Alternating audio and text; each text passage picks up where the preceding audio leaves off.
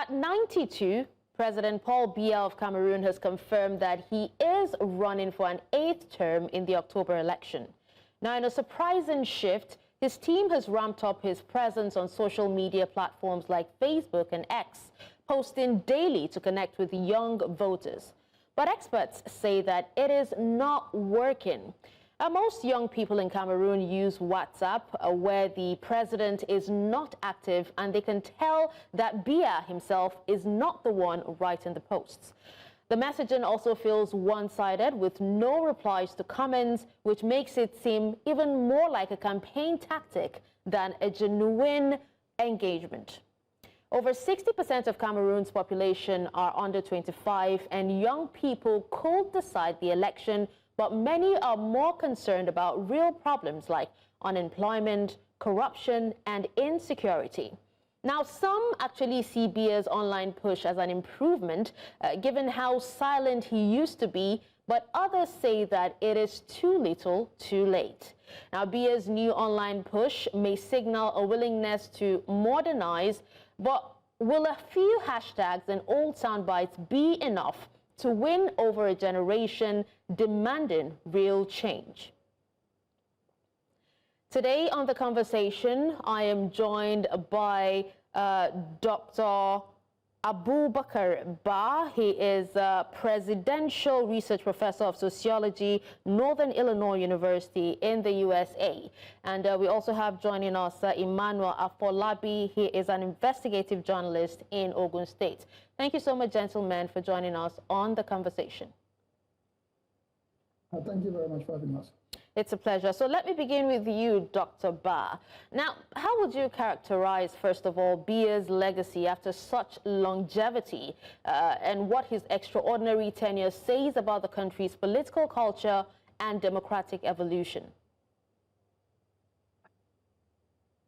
So, on the political culture first, because I think that's really maybe that matters the most. I mean, when you have actually somebody who has actually been there for 7 terms, for roughly 40 years or so, I don't think really that speaks to a very good political culture of power and accountability. So I think the political culture is one that actually perpetuates, one person rule, pseudo democracy and the like. So I think it's a problematic political culture. Now, in terms of legacy, I think Salem in Cameroon is facing a lot of challenges on both economics front, but also in the political front in terms of the situation with the Anglophones. So in terms of conflict, violence, and so forth. So overall, I don't think it's a very good legacy. But I think the critical question here is really, is how really for Cameroonians to transition and improve as opposed to really, I guess, continue having the status quo. Right, now speaking of how Cameroonians can improve, now we know that the Cameroonian election under Biya, have a history of contested credibility. In fact, the Atlantic Council also notes that over decades, Cameroonian elections have been routinely marred by fraud, allegations, and repression. Now, looking at this background, what are the prospects for a free and fair vote in 2025? I don't think it will be any better than what it has been. So it will be more or less what it has been before. Yeah, this is really a serious problem because, I mean, it is not just a question of holding election. It is actually a question of the nature of those elections and their credibility. And I think it's actually very, very difficult for me to believe or to conceive that actually somebody will win, multiple consecutive terms in office, where at the same time where there are serious problems in that country. Somehow the truth doesn't actually just, it doesn't gel. I mean, you cannot have war, bad economies and the like, and still actually keep on winning elections. So I doubt the elections. Oh, you doubt the elections, but then, Dr. Bah, Cameroon's population, we know, is over 1 million young, and we've heard them say that they want real change, they want opportunities and hope, and not just, flashy graphics or slogans on Facebook and also X, because we're seeing that the president has become a lot more active on social media right now. How are they reacting to Biya's campaign and his recent push on social media? If you have an idea, would you say that they're largely engaged, or are they just indifferent about the whole thing? So, social media and politics, as you know, I mean, these are all managed things. I guess you have professionals, or you have like media gurus who manages those things. So I guess there are three things here. One is just the way politics or any campaign, for that matter, is actually deployed and managed on social media, and that is really done by people who are media gurus. To me, that is really not so much the problem. The main problem really is about what is the candidate, in this case Paul Biya, has done, and what does he present to the people. So it's not just a matter of slogans and talking, but really it's about a record. So I think in that sense, whether he's the one on social media or not, or somebody else on his behalf, the key point really here is really what record does he actually have to show. And I think for the youth, social media have a way of generating engagement. All engagement doesn't mean that it is well and nice. Frustrations can generate engagement, just as happiness and so forth. So I think, for the youths who have access to social media or have, the means, most likely will be engaged. But I don't really see this as actually really a celebration of somebody who's going to, start again for an 8th term in office with the kind of record that we have. I think it's more of lamenting that than actually, any joy. All right. Now, Dr. Bah, remember in 2008, where Biya's party abolished presidential term limits, allowing him to run indefinitely. There are some quarters and critics who actually argued that after over 40 years in power, what the country really needs is renewal and not repetition, and that Cameroonians deserve democratic change and accountable leadership as well. Now, from a constitutional and ethical perspective, how do you assess Biya's decision to seek yet another 8th term vis-a-vis the impact that the removal of term limits in 2008 had on Cameroon's democracy? Well, to be honest with you, it's bad. I mean, that's a simple answer. But let's go even further. I mean, so, power has to be accountable. And we see this in Cameroon, but also across many other African countries where they remove term limits or they prolong themselves in power. And when you actually do those sort of things, the first indication really is that the intent is to stay in power, is not really have a credible elections. So I think in that sense, what they call really a constitutional reform that allows somebody to stay in power, those are really like, to put it very mildly, those are like sham things. I don't really think that the people of Cameroon or any other African country for that matter will actually, generally support, somebody being in power for such a long time with the kind of results that we see. So the question really is that this actually undermines accountability, and it really denies the people the chance to actually hold leaders accountable and also to change those in government. It is one thing to actually remove term limits when you have a parliamentary system of government, where the leader or the prime minister can at any point be removed by the parliament or by a majority of the parliament. It's a whole different thing to actually remove term limits in a presidential system where everything revolves around the presidency. Those are quite different things, and this is really bad. All right. Now, I'm being told that Emmanuel Afolabi, a journalist, has actually joined us right now. Emmanuel, thank you so much for your time. Yeah, you're welcome. It's a pleasure. Now, speaking of, this, Biya's latest announcement, claimed that youth and women's issues will be at the heart of his priorities. And he has publicly promised more jobs for young people in past elections, but unemployment remains high, even for graduates and also many young people who are struggling economically, at the moment. So in your view, Emmanuel, if you can tell us, what concrete steps will the government need to take, to genuinely address young people's concerns before the October elections?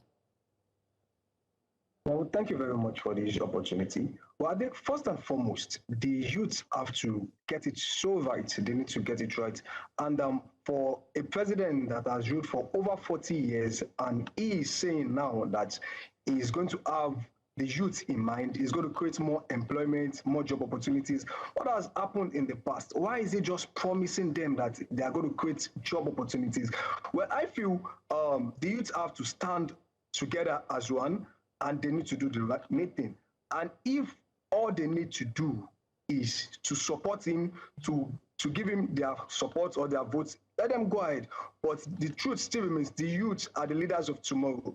They know the right thing to do, and the right thing for them to do is they should go ahead with so everything that they feel that pays them. But left to me, I feel if the youth can stand, they can be together and support whoever they want to support. And at the same time, if promising them job opportunities and so many things, let's not forget, politicians, they say a lot of promises, they give out a lot of promises to people, but the truth remains, will they fulfill their promises?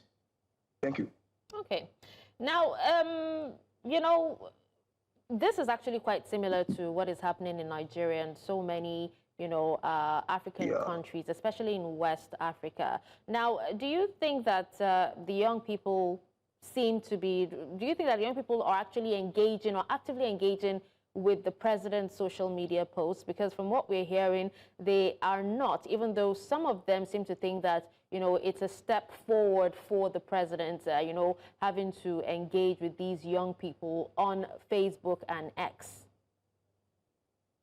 Well, let me start by saying, the power of social media is very germane, and social media flies around and is the fastest means of communication. Well, youths don't really show interest, but I feel that's very wrong. They have to show interest and to engage more on his social media platform, to let them know, to let the leader know or the president know that what they need. Now, it shouldn't be this time that the president should engage himself more on social media, telling them that he is going to create a lot of opportunities for the youth. I feel one of those reasons why the youths don't want to engage in his post or in the president's post is because they feel he's not going to do anything for someone that has been in position over 40 years, now coming out now and saying that he is going to do a lot of things for the youth. I feel the youth, they just left him. And don't forget, he's an authoritarian. He is an authoritarian person. So the youth feels that he's going to do what he's going to do. But I just use this opportunity to just urge them, go to his social media platform, let him know what the youths are passing through, and probably through the social media handles, it's through his X, other social media platforms, he himself is going to see what the youth need at the moment, and it's probably from there he's going to hear their cry. Thank you. All right, so let's come back to you, Dr. Bah. Now, under Biya's long rule, we know that there have been numerous high-profile corruption scandals, and allegations of human rights abuses. In fact, even security issues persist as well. A bitter separatist war continues in the English-speaking regions, and even Boko Haram militants operate in the north. How would you evaluate Biya's record on these governance issues in terms of Cameroonian development and stability? So I think, for Cameroon and African countries in general, there are huge challenges. So I think nobody really expects a miracle from any particular president or one person to change things in a way that we speak of like huge developments, peace, and so forth. So I think there's a realistic expectation. But here's the issue, and I think this is really where Biya and similar people have to account for. When you actually lead a country, and you actually at the top of it, and keep on actually holding onto power in ways that are really not legitimate, in ways that actually violate, the will of the people, but also at the same time keep on sowing divisions and exploiting them, and also, being at the helm of a system of corruption. I think in that sense, really, it's a failure. So the measure really is not so much, how much, economic development you do, because, those things depends on so many other factors. But as a president, I think leadership is your main duty. And leadership actually begins by, with your own actions and the things that are really within your reach as decisions. You can decide not to cheat on elections. That is something that you can do. It doesn't require $1 million. You can decide actually to be inclusive. You can do that. You can decide not to actually be engaged in corruption. So I think, to me, that's where really the issue of assessing, I guess, what B has done really lies. It's really the failure of leadership more than anything else. Okay. Now, still on you, Dr. Bah, I'm told that Dr. David Matanga has actually joined us. He's an African Affairs analyst. Thank you so much for joining us, Dr. Matanga. We will come back to you next, but I still want to hear from you, Dr. Bah. Dr. Bah, what can you say about Cameroon's opposition and how they've actually taken an unusual step, similar to that of South Africa, where roughly 30 parties have united into a coalition to back a single candidate, Maurice Kamto? Yeah, so all of those are, great strategic things, and certainly, you do need a change of power, when somebody has been there for 40 years. But I'm not really too sure whether that will solve Cameroon's problems if they continue in the same kind of system. You see, one of the things that I often see in African politics is almost like what I call, you move, let me come and do what you have been doing. So if the opposition comes to you, with their own candidate, with their own president, and keep on doing the same things that Paul Biya has been doing, then that will not move Cameroon anywhere. So fundamentally, I think what the opposition really need to do is to come up with actually a much more thoughtful plan that actually addresses the political problems of the country. Because once you actually figure out political solutions, then you can move on to economic and other kinds of things. And ultimately, that political problem is about the inclusivity in terms of the way power is held and power is accessed. And that requires fundamental rethinking of the political system. So it may sound a little bit idealistic or a tall order, but that's really where I want to urge African, the opposition in Cameroon and also Africa at large. It's not just to really come and replace one government and keep on doing the same thing that they have been doing. That will not help the country. All right. Now let's come back to you, Dr. Matanga, if you can hear me. Thank you for joining us. Thank you very much, my sister. Thank you very much. It's a pleasure to have you. Other panelists, yes. All right, so now I'm sure you've heard or you've listened briefly to what our analysts have to say about this. And I really want to ask you this same question. And this is about, Cameroon's oppositions coming together to form a coalition in order to back Maurice Kamto. How do you interpret the opposition's newfound unity? And do you think that this alliance will genuinely challenge Biya's CPDM? Thank you very much. I am one of the few people who is not a Cameroonian or Southern Cameroonian who has struggled for this nation called Southern Cameroon. And therefore, I find this topic very interesting for me, and I find it challenging also. There is a question whether they unite or they don't unite or they put one candidate. Paul Biya will rig the elections. Paul Biya will steal the elections. Paul Biya will make it very difficult for the opposition in that country ever to take any credit or win any elections. You know, this is a guy who has decided that he has to lead, he has to rule Cameroon, has to force people until God calls him. So my brothers there who are talking of a united opposition, whatever it is, I don't think they will win it. He has already won. You see, if you look at the way people campaigning, people putting up their views as needed? No. Some parts of Cameroon are not even worth where you can talk against Paul Biya.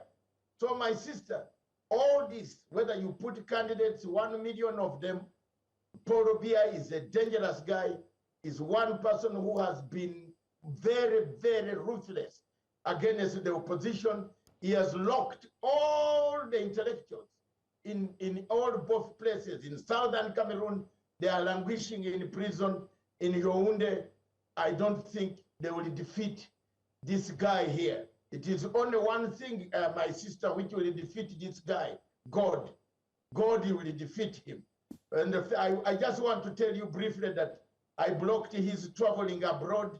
If he ever passes through London, I am one of the lawyers who put a caveat there waiting for him to be impounded on his bed.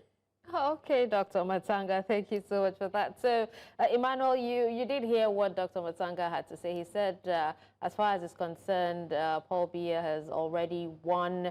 He's definitely going to rig the elections. And, you know, as a journalist, you know that the situation in Cameroon, in the run-up to this election, we know that Cameroon's media environment has definitely been tensed, and it has actually grown more restrictive.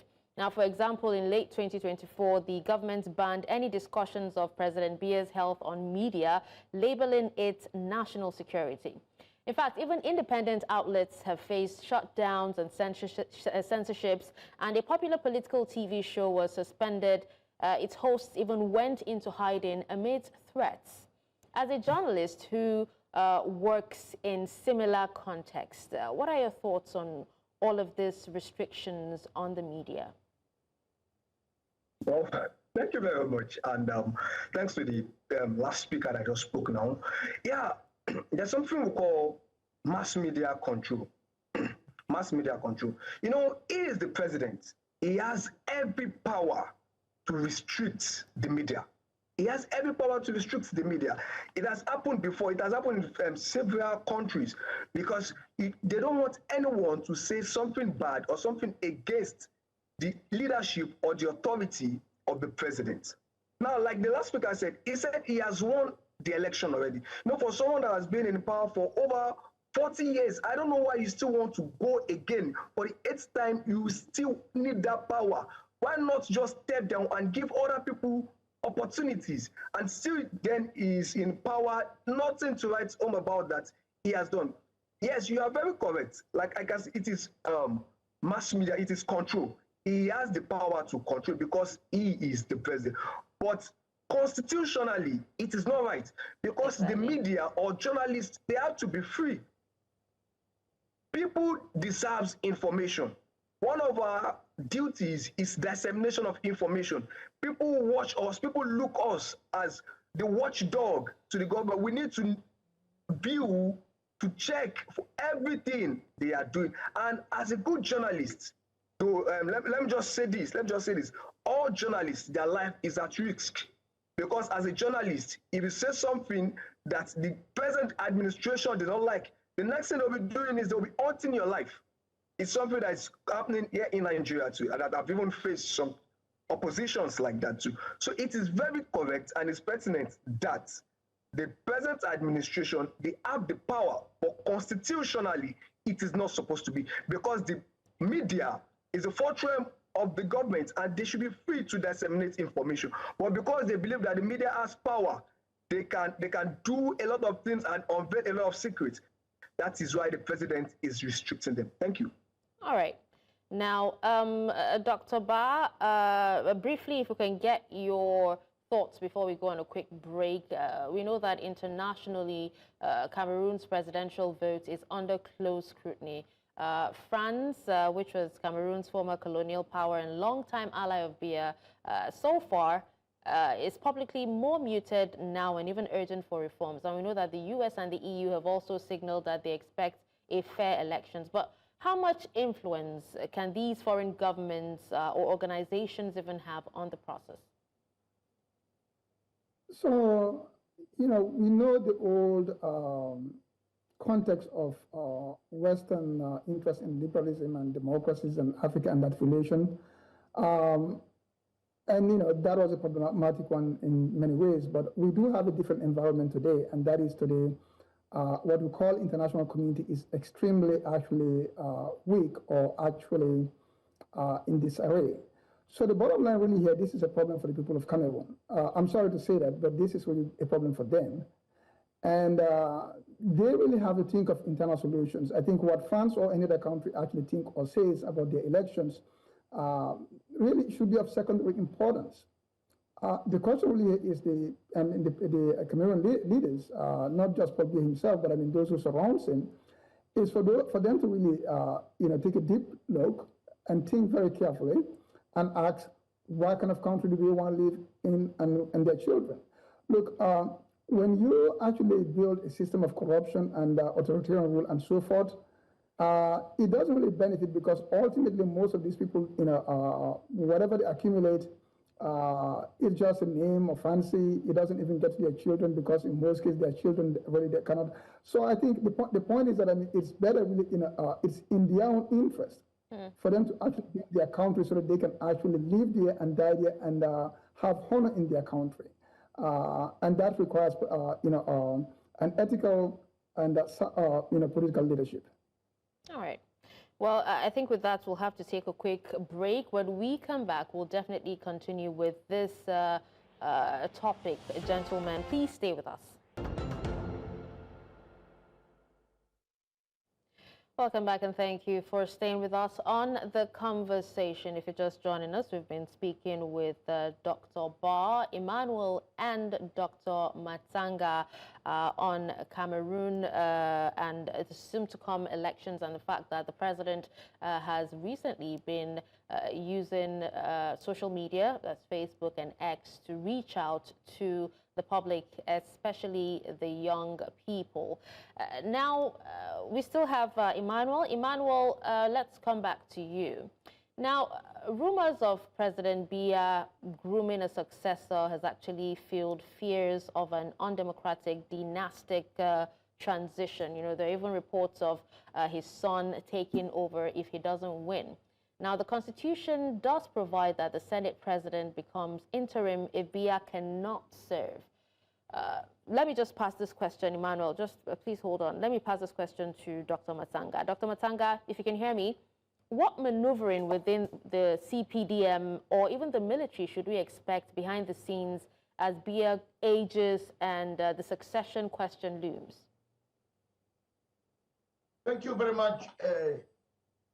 You asked a question to my colleague, Dr. Bah. What happens to Cameroon and to the French? Let me tell you, I have been to courts. I've been to ICC. I've been every court in Africa. I've been trying to get Mr. Paul Biya brought on trial for the crimes committed in southern Cameroon. France, and I want to say it here, that the world here, France has blocked every avenue of mine, every avenue, every application that we have put in the ICC for Mr. Paul Biya, even the one where Paul Biya abducted 10 southern Cameroonian professors from Abuja and took them to Yaoundé. He blocked, France has blocked. So that's the element of the colonial master, which is mute. France has blocked every effort to take Mr. Paul Biya to the United Nations Security Council through the ICC, free for all motion. ICC can move in, even if you are not a member of the United Nations Security, ICC. France refused. So that is the colonial master we talk about. The British, everybody, they know the problem of Cameroon is southern Cameroon, Amazonia. People have died there. There are women and men who have been killed, slaughtered in cold blood by Paul Biya. Thousands, over 6,000 people in prison.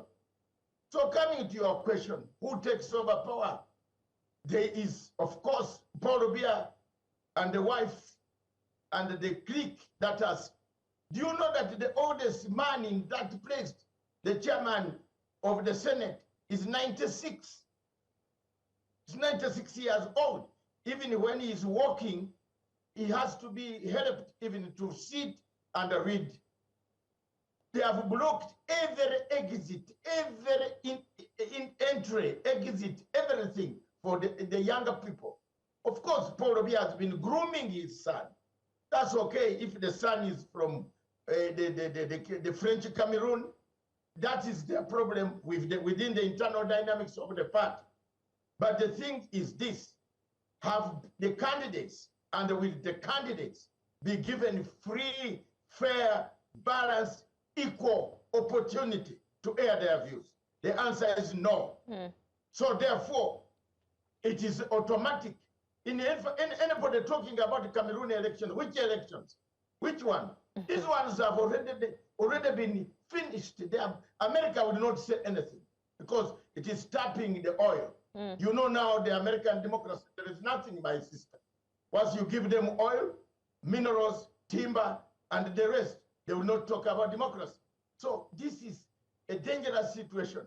And for me, I will not keep quiet, sit down, allow the 10 Naira people to suffer and other thousands. I'm not from Cameroon, but Mr. Paul Biya, I just want to pray that your plane comes through United Kingdom and it gets a fault problem over the United Kingdom space. You will not return to your own day. I have documents there. All right, Dr. Matanga. So what about talks about, his successor, his son being a successor? You're yet to answer that question. Yes, of course, as it is, do you know what happens with this type of democracy? The Mobutu was actually, teaching someone to become the president. In our country, Uganda, yes, the son of the president, my dear friend, the younger man, has shown interest openly. He says he will be the president. This one in Cameroon, it is a hide and a seek and hide game. They are planning him. That is what France does, my sister. France plans. You remember when the man of Chad was assassinated, killed? They brought the son, Tino, and put him in power. So the French are the ones making the son the project. So the son will take over. Definitely, he will take over, but is there enough opposition to come to the streets to say enough is enough? Is there that type that will without the army? All right. Well, you used Idris Deby Itno as an example there. Now let's come back to you, Emmanuel. In this regional context, right, how would neighboring countries and blocs like the African Union or even ECOWAS, respond to the election outcome? Do you have an idea that we're projecting now? African Union, the neighboring country, they need to come in for support, give their total support to the country, because like the last speaker said, no doubt about it, if this election is being held again, this same man is still going to win this election. Like he said he has won the election. Like the previous question you asked, he said probably his son is like eyeing to be his successor. Even if his son becomes the president, he's still going to follow that same pattern. He's going to follow that same rule. He's going to follow that same pattern. And I think in the year 2008, from a particular magazine, this president was ranked the 19th worst dictator president in the world. So someone like that, the world has to come against him. Everyone has to come and deliver this country, Cameroon. Go through the election process.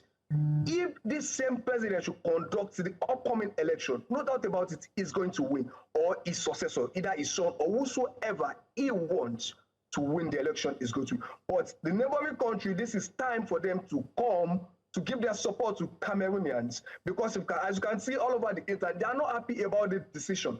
But how many people can talk? Even the journalists that they are supposed to raise a voice, they have been deactivated, they've been silent, and nobody is ready to lose his or her life. So I feel the neighboring country should come for support in any area they feel they can support the country, and they should not let the people of Cameroon, they should not let their life be jeopardized. And despite the fact, no doubt about it, that they have been intimidated of their rights, journalists have been intimidated of their rights, citizens have been intimidated of their rights, citizens, a lot of people there, no job opportunities, a lot of people are lamenting over the bad economy, bad leadership situation, and so many more. So other neighboring countries, they should come out, even though they can even go on social media, they should give different hashtags, because the power of media is very, very high. Go on social media, let the world know what you are passing through. And I believe if they can do that consistently, neighboring countries and even the world at large will come in for their support. Thank you. All right, so let's hear from Dr. Bah on what role you feel the African Union and also ECOWAS can actually play in the coming elections. So I think, we should really understand the African Union. The African Union really cannot be more than what its members are. What I mean is that the African Union as a body, it's a Pan-African moral body. It's a body that speaks for African voice from a moral standpoint in relation to outsiders. But as a functional operation organization, it is actually very, very weak. It has no capacity. It's not able to do anything. And part of it is because its member countries are like that. So the question, I think this is an extension to what you asked my colleague here before. You just have to look at the region. So if we expect other countries in the region to speak, then you have to ask which countries actually have moral standing in terms of their government and the credibility of their political system and elections and so forth. If you do not have credibility in your own country and your own election, you cannot speak up about another person's elections and country. And that is, I'm sorry to say that we do not really have good examples in West Africa. There are very, very few, there's hardly any. So back to the point again, I think we have to really think of African political problems, Cameroonian political problems in this case, in a much more strategic and long-term way. And it requires some level of, intellect, again, at the high level. It requires some kind of level of, moral principles. It requires some sacrifice. It requires leadership that is ethical. And this is a problem for the people of Cameroon to solve.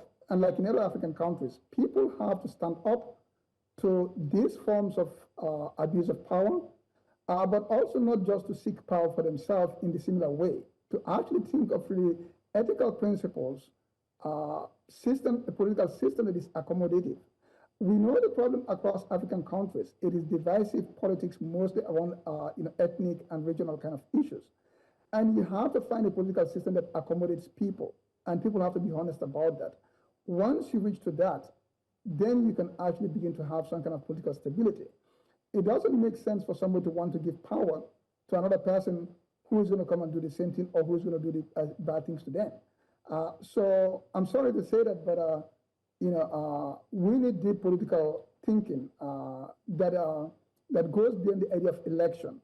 You really have to ask what is elections, you have who elect who you're representing, and so forth. And we need constitutional systems that produce inclusivity in African politics. Until that, we'll be like having these discussions all the time. Okay, you just talked about inclusivity, and the Atlantic Council, recommends that international observers should be allowed access, unfettered access, and that security forces should refrain from intimidation. In your assessment of Cameroon, do you think that they will be willing to allow unfettered access to some of these observers?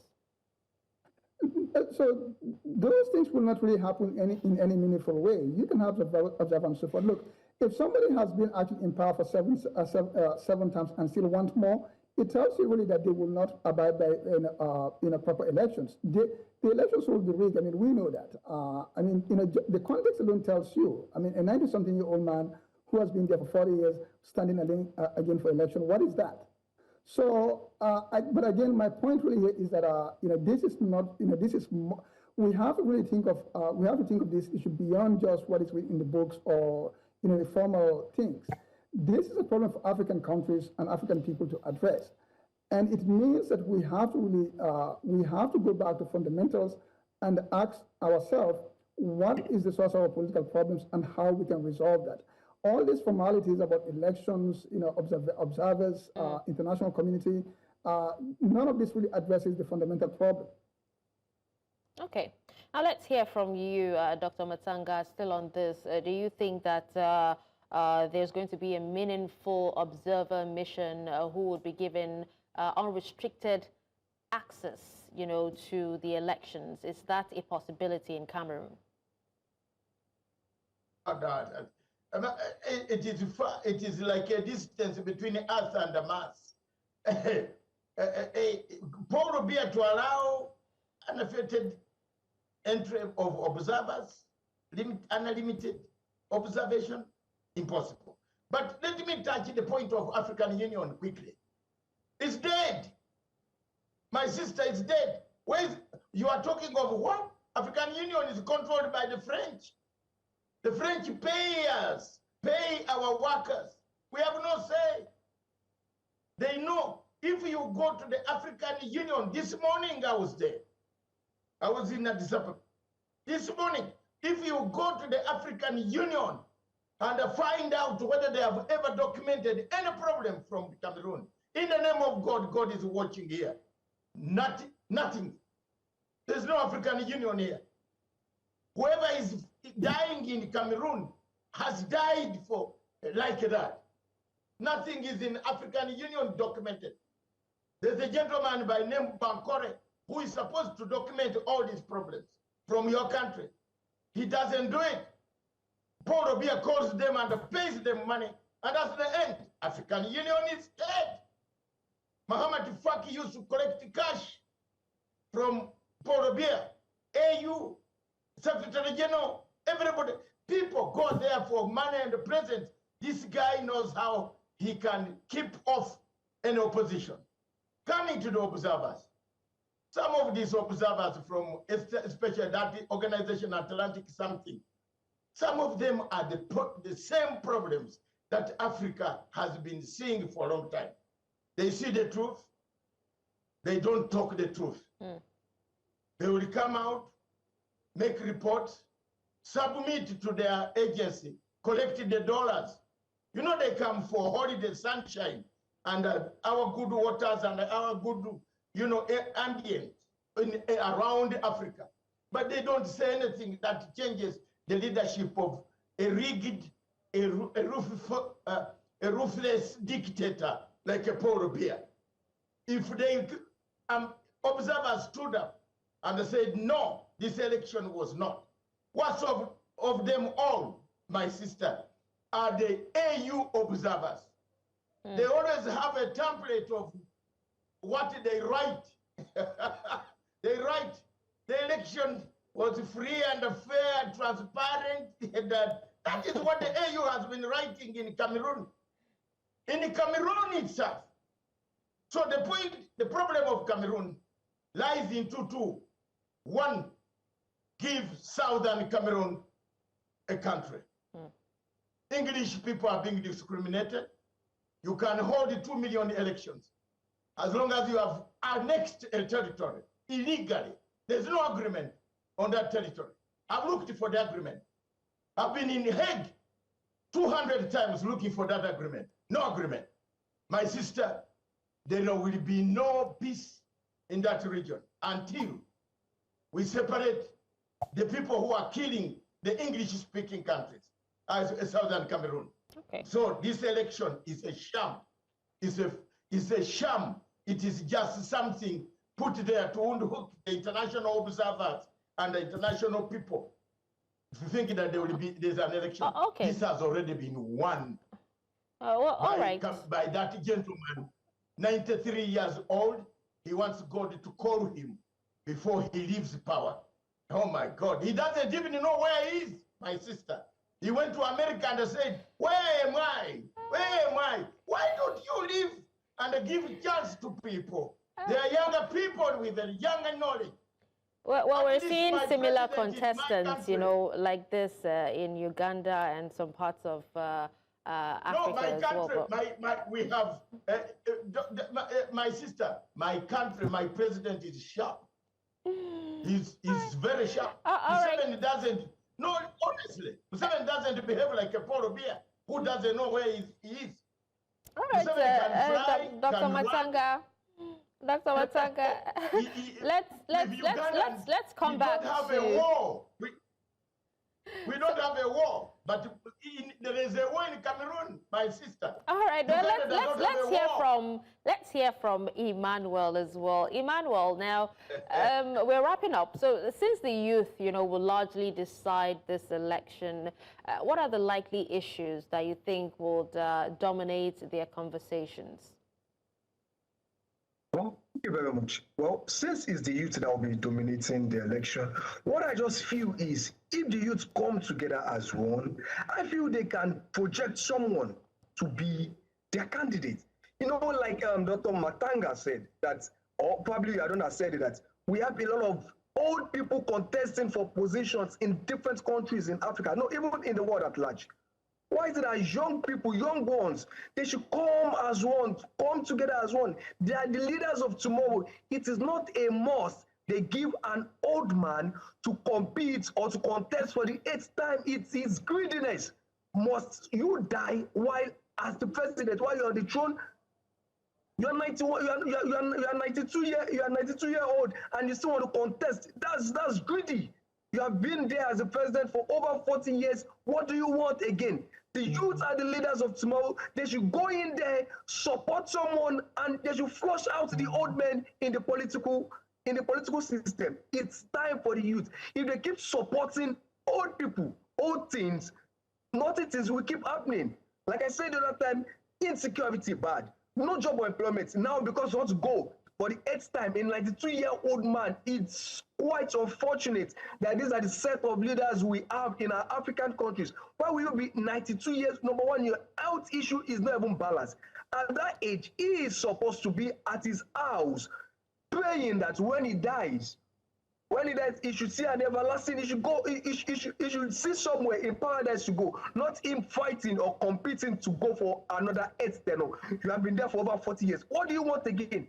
If you have not been able to change this for the last 30 years, 38 years, 39 years, is it this time you want to go? All right. I'm very sure that by the time you compete again or you contest again, nothing is going to happen. So I feel the youth should go out there, stand in one voice, and they defeat him, and let the peace, and let us have a new system of government in Cameroon. Thank you. All right, Emmanuel, such a passionate advice. Now, let's have your final thoughts, Dr. Bah, before we wrap up in less than a minute. So I think what the people of Cameroon need to think here is what happens the day after the election. I think it's a given that the election is a rigged one, just by the mere context of somebody who is 90+ years old, seeking an 8th term in office, rule 40 years. So we know that it's an authoritarian context. It's going to be rigged. But the real question really here for Cameroon is really what happens the day after, how do they react after the election? And I think,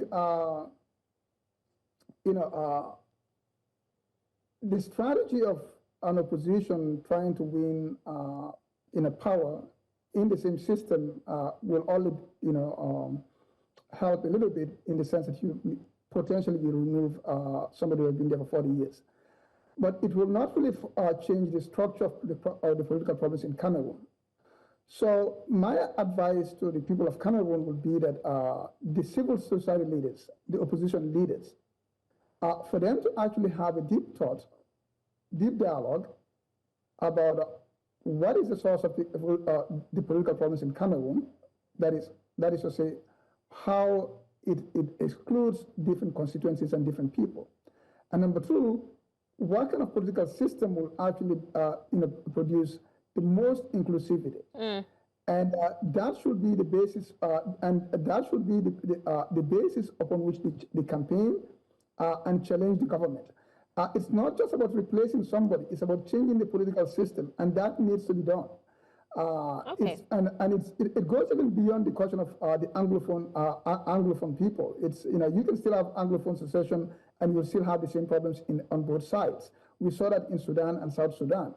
My point really here is that, African countries need to move towards inclusive forms of governance when inclusivity doesn't depend on the will of a president or a person, but rather you have structural inclusivity. And I know my friends in Nigeria may not think that much, but I would urge many African countries to learn a lesson from Nigeria. A lot has been done institutionally since 1979 to where Nigeria is. As you know, I mean, it's not a perfect system, but in Nigeria, since the last restoration of democracy, kind of is like going. And number two, power is rotating between the north and the south. There's something to be said about that. All right. Well, sadly, we'd have to wrap up this very interesting conversation. Thank you so much, gentlemen, for your time. We've had Emmanuel Afolabi, an investigative journalist. We've had Dr. Bakarr Bah, Presidential Research Professor of Sociology in Northern Illinois. And we've also had Dr. David Matanga, an African Affairs Analyst. Thank you so much once again for your time. Thank you. Thank you very much. Thank you very much. It's a pleasure. Thank you very much. Bye. Now that's the size of our package on The Conversation. Thank you so much for tuning in. Do not forget to catch up on any of our missed episodes on our YouTube channel at News Central TV. You can also watch News Central live on DSTV channel 422, GoTV channel 23, Star Times channel 274, Avo TV, and YouTube. Until I come your way again tomorrow, on Wednesday, I'm Darshan Usman. Have a wonderful evening.